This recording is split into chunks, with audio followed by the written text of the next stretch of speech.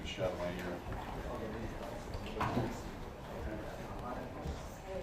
Check 1, 2, 3. We're starting. We're starting right now.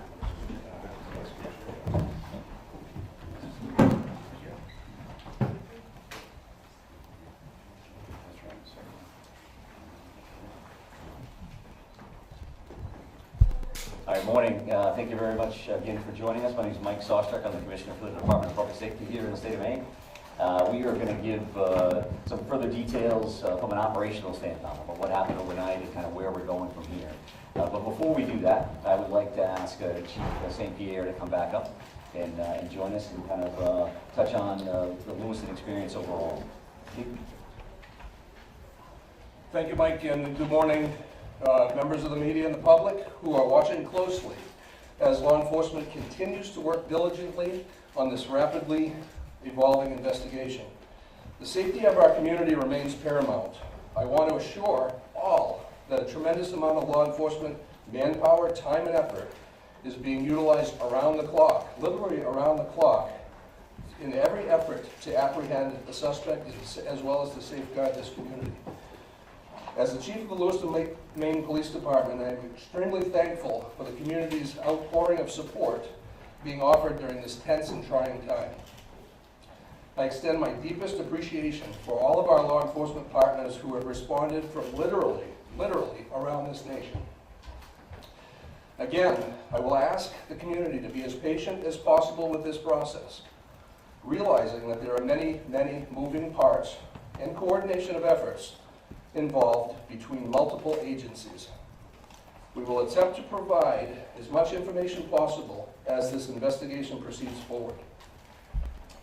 I would also like to acknowledge and thank the many businesses, restaurant owners, individuals who have provided meals and other essential items to support an investigation of this magnitude. Following this press conference, details will be shared regarding counseling locations, where somebody can make a donation if necessary or asked, and the hosting of several different vigils. On behalf of the hundreds of law enforcement officers who have descended upon our great city over the last 3 days, we want to extend our heartfelt support as well as our sympathies to the victims and families involved in this senseless tragedy. Thank you, and I'll turn it back over to Mike. Thank you, Chief. I appreciate that. So I guess for starters, I want to make sure that we always take a moment to acknowledge the victims, their families, and how this is negatively impacting the state of Maine, the city of Lewiston, and really our entire country. Well, we know when these things occur around our country, we are all so incredibly focused on what happened, and then we try to get to the why. And there are certainly times when we can't quite figure out the why, because every one of these situations is so tragic, so outside of the norm, that it makes it difficult for community members of all types, in all locations, East Coast, West Coast, it doesn't matter, to fathom how these kind of things could occur in the greatest country in the world. So we're going to continue to work towards that. And as a piece of this, I wanted to come in and really speak to the partnership that we are committed to have with you. And as we start to really flow into an operational period, we have more of a pattern to see what we're doing day in and day out. I'm going to commit to you to have a morning briefing every day at 10 o'clock right here in this location. As you can imagine, some of those briefings may be longer than others, but I want you to know that you're going to see us in the morning. And we're going to go over what happened overnight, and we're going to kind of talk about what the plan of the day is. And I'll speak to that plan of the day here in just a second. I would also say that we will certainly be considering afternoon briefings as well.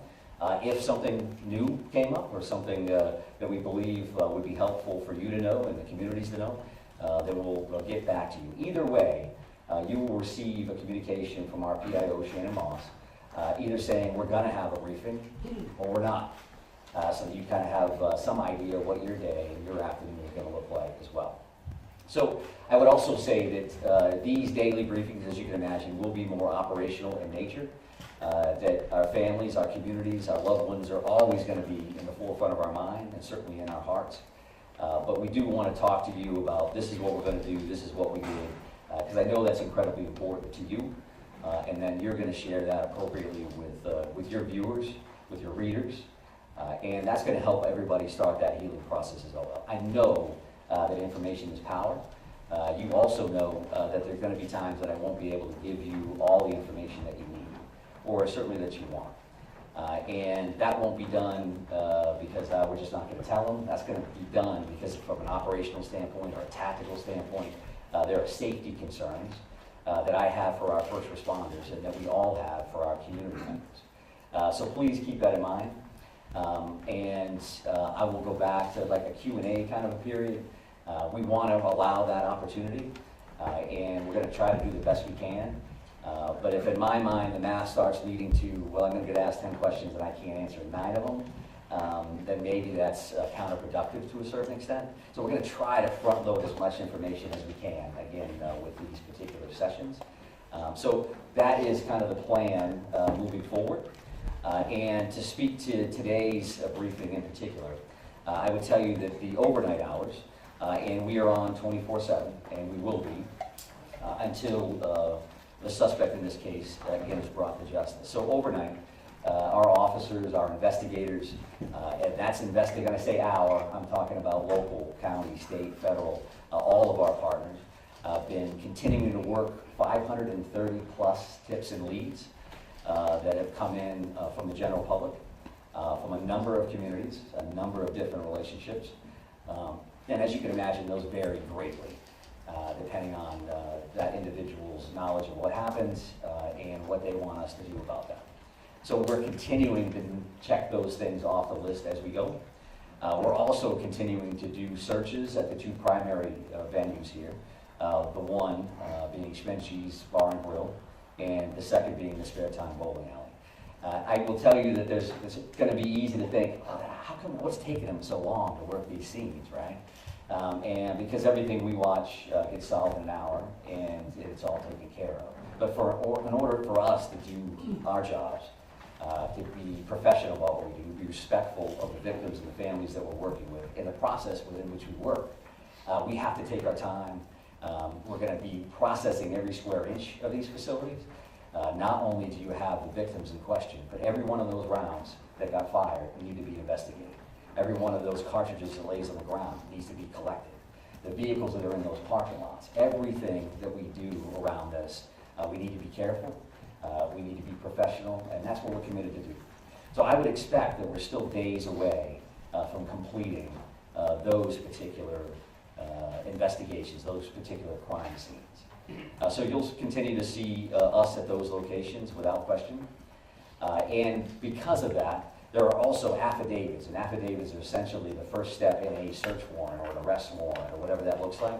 So we're continuing to draft affidavits, ultimately for search warrants around any kind of digital media that we're hoping to attain or investigate.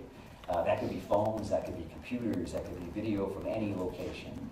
So our officers, our investigators continue to work on that material. And so that's a lot of that stuff overnight, as well as using that 3 o'clock, that 4 o'clock in the morning, using that time frame to kind of plan out what the next day is going to look like. So we've tried to get some people rotated through for operational periods. We're going to get them some rest. Now let's plan what the next day is going to look like.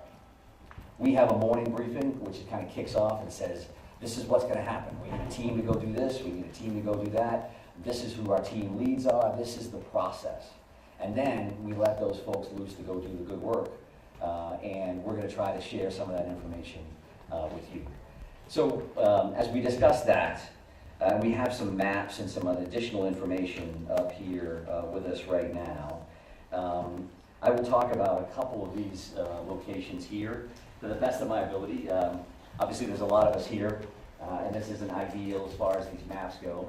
But if you look at this boat launch overview as an example, this dot here is that Lisbon boat launch area that we've discussed. That's where the suspect's vehicle was located ultimately, that white Subaru station wagon. And I will also say that we'll have these 3 primary maps, but this QR code here, and whether you can get it from your seats or come up after the fact, will give the digital version of those, so you have those readily available. You certainly understand how all of that works. So we talk about that boat launch area, and that particular location is 501 Lisbon Street. Pejevscott Landing. Pejevscott Landing is at this location. I believe we have some of our friends from the media that are out in that area now. And what will happen in this general location today is that we will be putting divers in the water along that Androscoggin River, which you see here. And that's going to look like a couple of different things. So the very first thing that you're going to see out there is you're going to see some air resources that will fly over this particular area. And they're looking to see what can we clear from the air. Do I have to put divers in that particular area, or can I tell from the top, based on the current and how muddy the water is and all those other things, can I see to the very bottom here? So that's going to start this entire process. Then there's going to be some screening and some divers that are actually in the water that may start on this side by the boat launch and will continue on this side. I would envision at some point that we'll be moving over to these particular locations here for ground searches as well. So that's gonna look like a bunch of different things. So they could be dragging a diver behind them, literally, while that diver is checking for evidence, checking for potential bodies. And I would also say that while this is gonna look like a major focus today with a lot of people, we have a lot of other irons in the fire. So I'm not saying that the suspect, we know the suspect is in the water and this is what we're doing. What I'm telling you is you're gonna see a lot of activity here, and I'm gonna tell you that in advance. We've got nothing to hide in that regard at all. So then you're gonna have some sonar as well that's gonna be utilized here, and that can look like a couple of different things. A remote operating vehicle, an ROV, is divers could use that, and that will look like a pod under the water, and that is looking for sonar. So picking up shadows, if you will. What does that look like? Could be a log, could be anything under there. And our divers, that dive team, and that, when I say, again, our divers, that's going to be teams from all over the place. Our Maine Warden Service is heavily involved in this. We work with them all the time. The Maine State Police dive team will be in the water and will be leading this initiative. So that's what we'll see here with a couple of different kinds of sonar. And then along the shoreline, you're going to see a line search, if you will. That means literally officers on line as they're working that shoreline. And of course, they're looking for evidence. They're looking for anything that may help them down the road. Now, I say you'll see this because for us, we want to make sure that we're working with you. So there's a church parking lot across the road here. There's also some parking available on this side of the road. Mark Laddie, who is the PIO for the Maine Warden Service, and some officers will be in this area to assist. So if you decide that you want to go to that location to pick up video and see what they're up to, then I think there's some parking opportunities here. This 196 can be busy. This area here happens to be pretty low speed. At least that's what the speed limit is. So we're going to be around there to try to keep that as safe as possible. But we want you to be mindful that we may ask you not to stand on a railroad trestle, or we want you to get your coverage. We want to be partners with you. However, you're not going to be able to have full access to that site. I think that's common sense. And we want to make sure that you can do your jobs and we can help you facilitate that. So you're going to see a bunch of people in that area, that 531 Lisbon Road. A couple of these other locations, if we start here, this is the bowling alley scene. This red dot is actually where that is. You all understand that. We will have some additional officers there checking this wood line and continuing to do those sweeps, those searches. There was a lot of shots fired in these locations. We want to make sure we have all the evidence humanly possible. And then this is far from ideal, considering it's directly behind the podium. But this is. Slide over to the right. Can we do that? We're jammed in here with the wall. Yeah, we may lean towards that QR code. If you can't see that, I apologize. We'll have to take a look at this particular option in the future if this works for us. But the bar and grill here, there is a red dot, and you can see some wood line around that. Each one of these locations is going to have lots of police officers there, as you imagine. A piece of all of these things will have a QRF, or a quick reaction force. So we're going to maintain security here because clearly, as you realize, the suspect in this case is not in custody.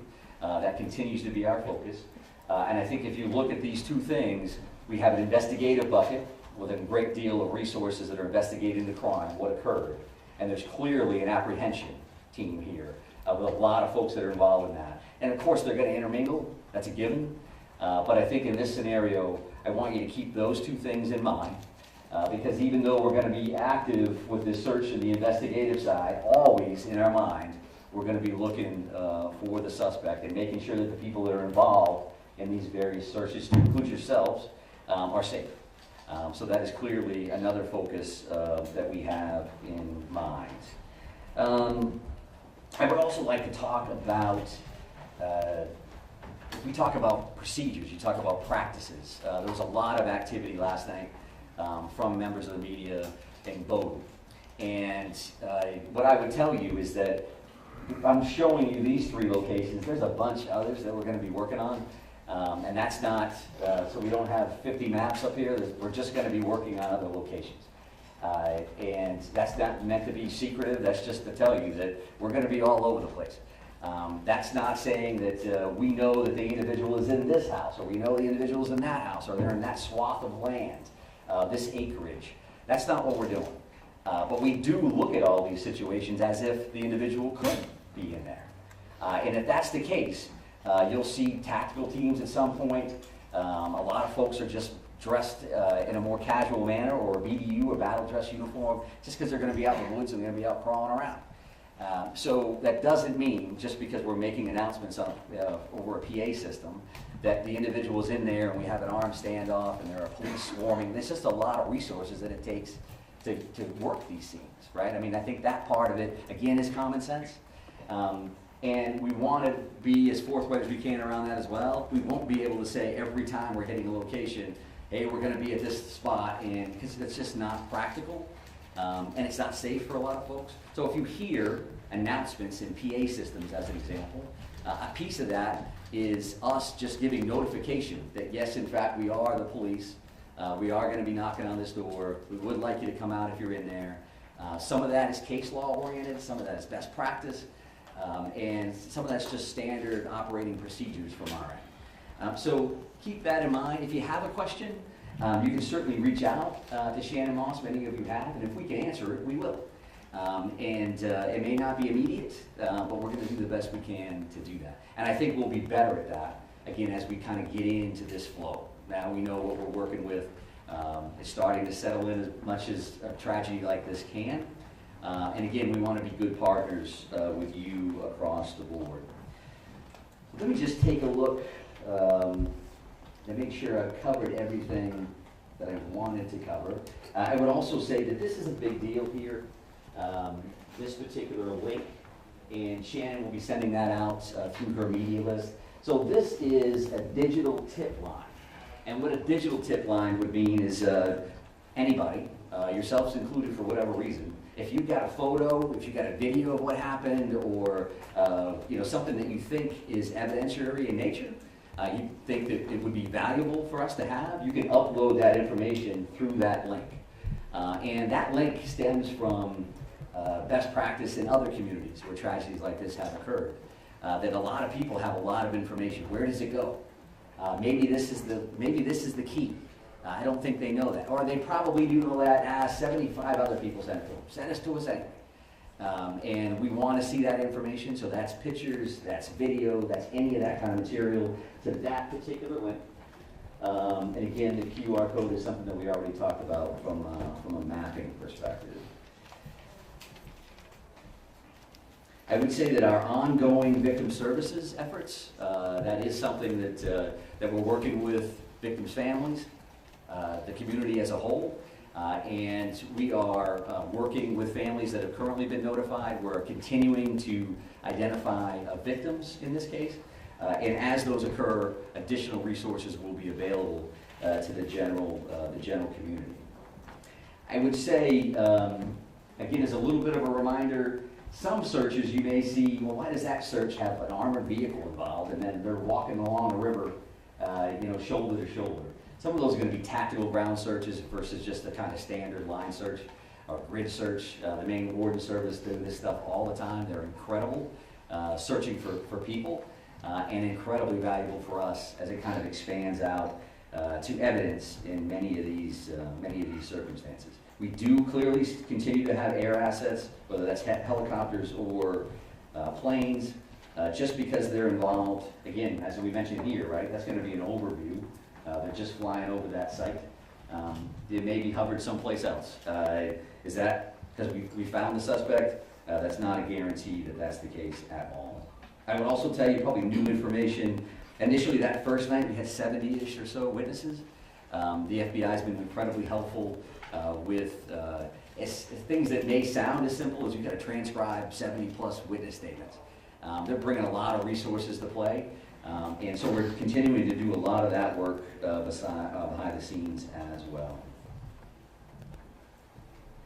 I think that the shelter-in-place order, right, that's currently in place for Lewiston, Auburn, Lisbon, and Bowdoin. When you hear the names of those communities, obviously, you know that a lot of our focus, a lot of what occurred in those communities, whether it's Bowdoin because that's where the suspect's house was, Lisbon where the car was located, or Lewiston, Auburn, some conversation earlier about Auburn locations, and Lewiston where the focus of those first two tragic active shooter situations occurred.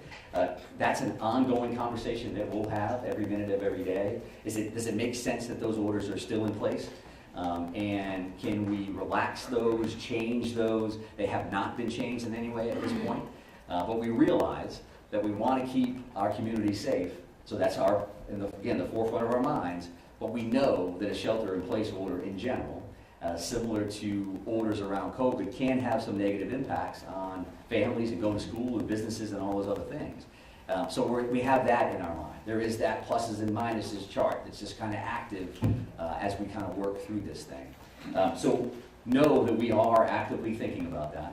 And truth be told, working with, specifically right here in Lewiston, working with our officials, working with Chief St. Pierre, working with the mayor and others, having conversations about what does that mean, and what is that going to look like this afternoon, tomorrow, and moving forward.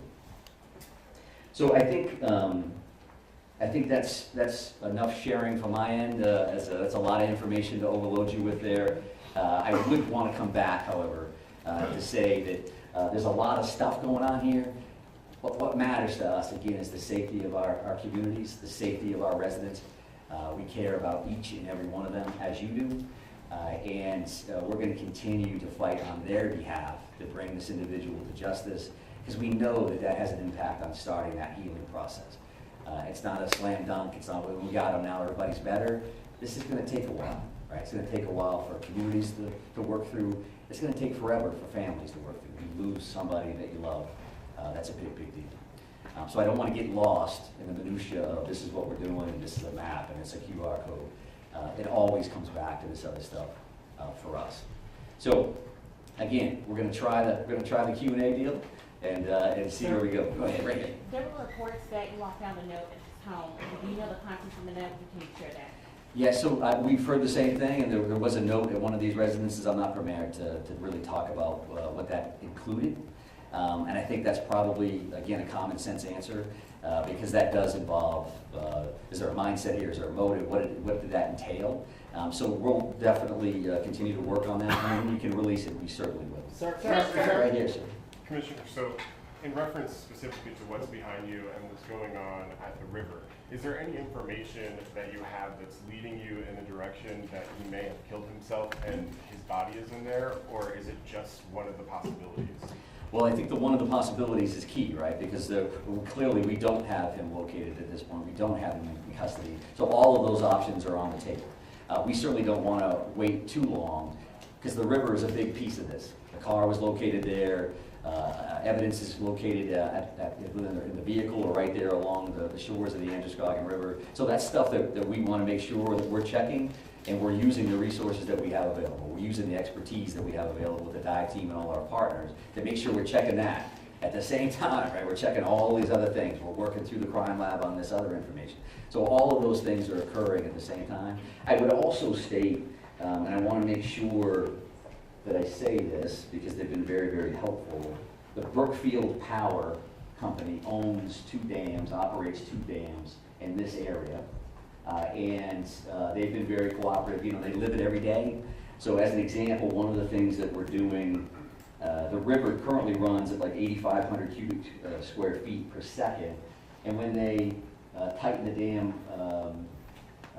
tools down, they actually lower that down to like 5,500 cubic feet, right? Does that mean anything to you? What it means to us is that that current, if we can slow that current down, we can lower the amount of water in the river. It's certainly easier for us to work.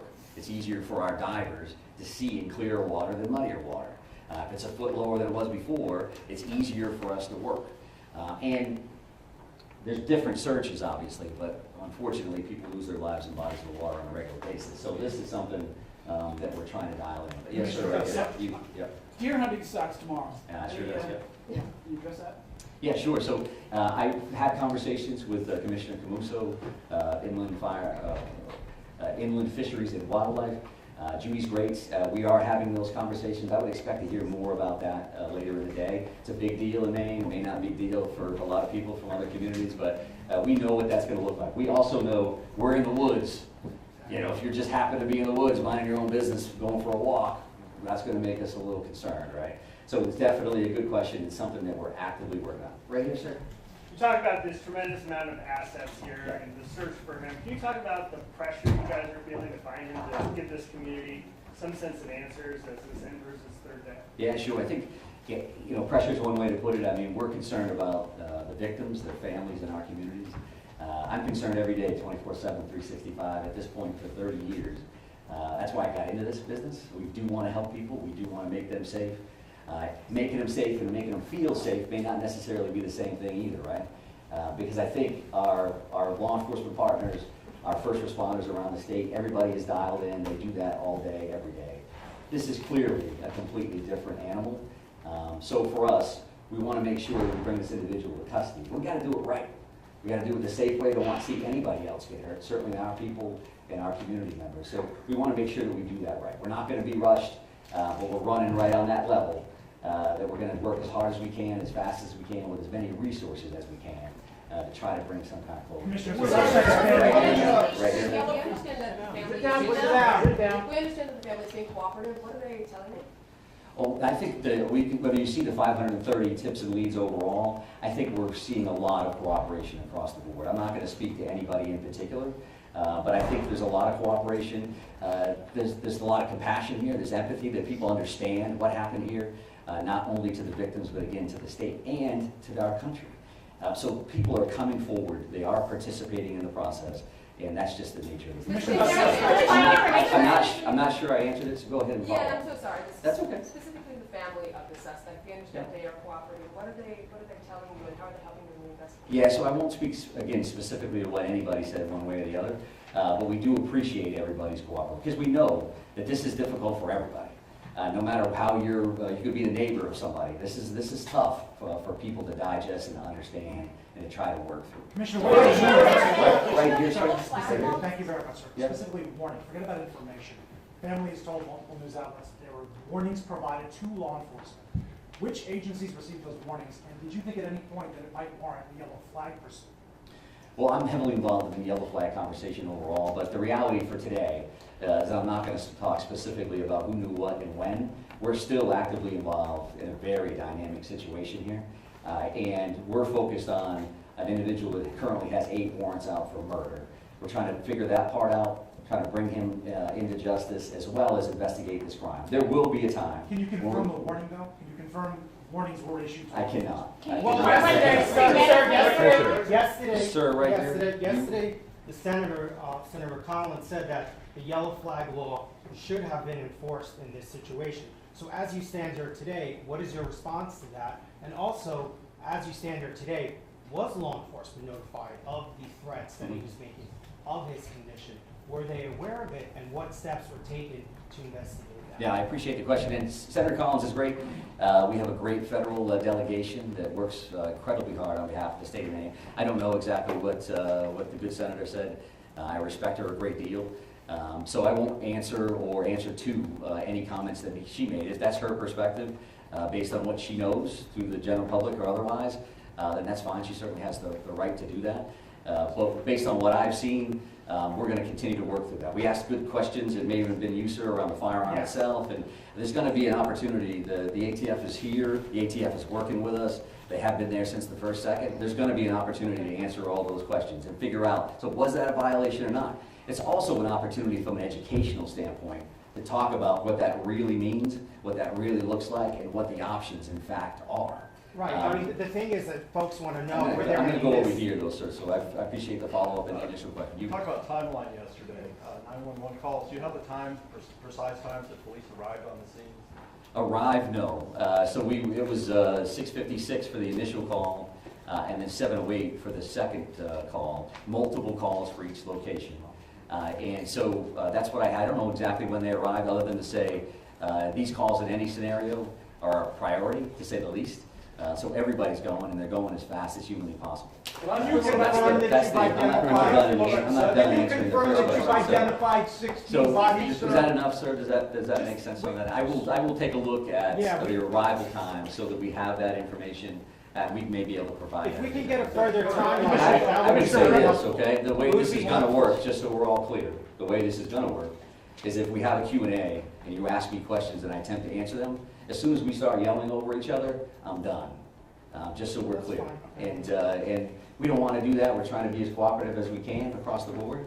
But we'll be back another time, and we're just trying to figure that out. Yes, sir, right here. Thank you. We're coming up on 48 hours.